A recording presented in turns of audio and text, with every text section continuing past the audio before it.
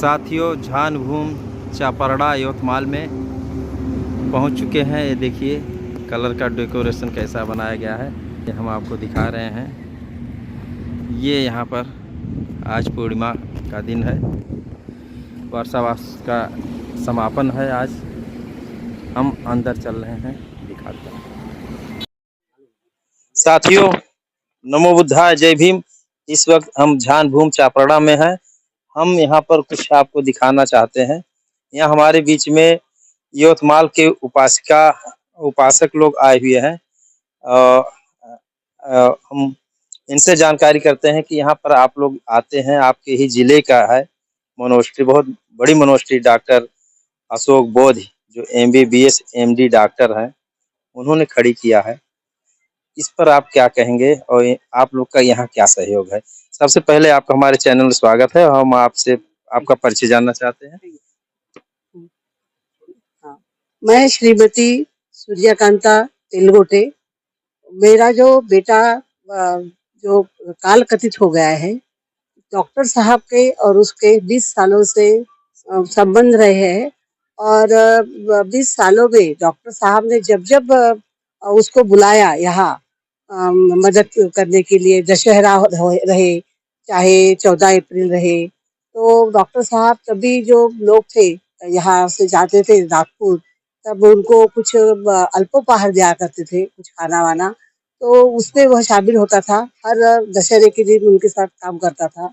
और फिर डॉक्टर साहब के दिल में आया कि जैसे राजगीर वगैरह जैसे एक बड़ी मोनेस्ट्री यवतमाल में भी होनी चाहिए, तो तब उन्होंने दिल में ठान लिया कि मैं भी एक सब लोगों के लिए एक अच्छा ऐसी जगह बनाऊं कि जो अपने पूरे इंटरनेशनल लेवल पर मैप में वो जगह आ सके। इसीलिए उन्होंने ये चापरड़ा जो है, ये जो सब पेड़ों से घिरा हुआ, यहाँ से पर्वत है, थोड़ी टेकरियां है, तो उन्होंने वो जो प्लान किया था डॉक्टर साहब ने, तो वो उन्होंने कभी किसी से पैसे नहीं मांगे, किसी से कोई चंदा नहीं लिया। वो खुद का दवाखाना चलाते थे और उसपे से ही पैसे बचाकर उन्होंने ये सब पूरा किया है। अभी भी वो उनका जो दवाखाना चलाते और उसमें से ही ये मोनेस्ट्री का जो पूरा खर्चा जो है वो उठाते हैं। जो उपासक उपासिका है, जिनको लगता है कि हमारा भी कुछ योगदान है इसमें, तो वो खुद आकर कुछ देते हैं। तो ये भंते जी जो है, ये कभी किसी को कहते नहीं कि हमको तुम दो करके। भंते जी का काम इतना असहारा नहीं है कि इसके लिए शब्द भी नहीं, क्योंकि उनका काम ये पहले तो 20 सालों से प्रचार प्रसार करते रहे। फिर 2015 में उन्होंने खुद दीक्षा ली दशहरे के दिन, और तब से ये जो पूरा यहाँ ये जो छोटा सा जो गांव था, ये छोटा सा गांव अब भारत के नक्शे में एकदम बड़ा बन गया है। और इसके लिए जो कुछ भी किया है, ये जो डॉक्टर अशोक बोधी जी का पूरा पूरा योगदान है।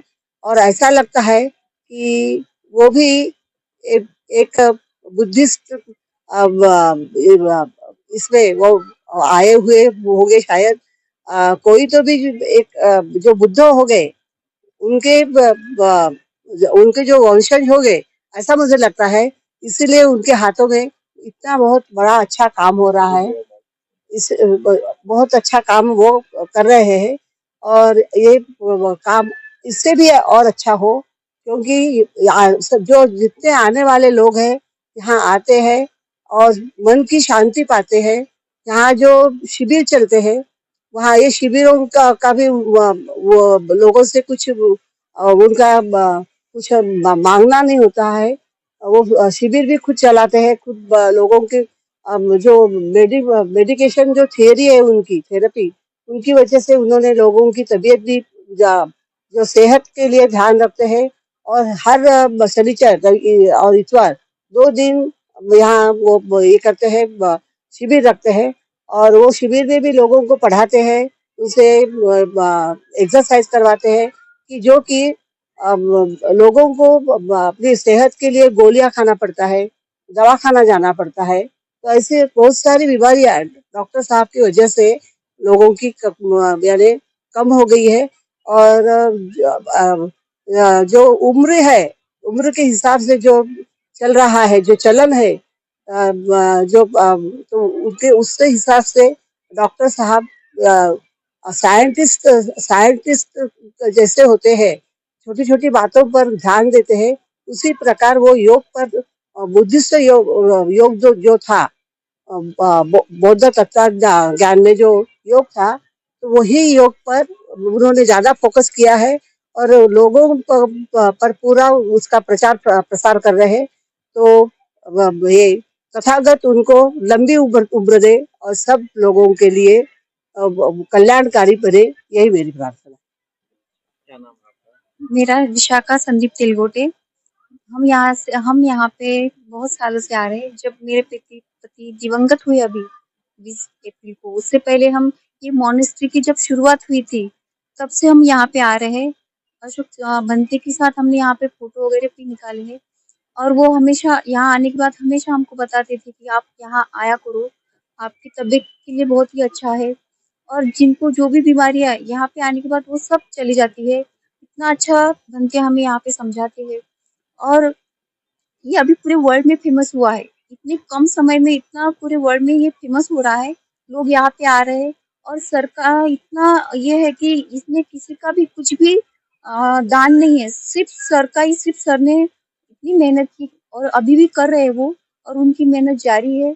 यहाँ पे आने के बाद किसी को कंपल्सरी नहीं कि दान देना ही है, अपने हिसाब से देना है तो दो, नहीं दो, लेकिन पूरा आनंद लो, सर का यहाँ पे ऐसा ही कहना है।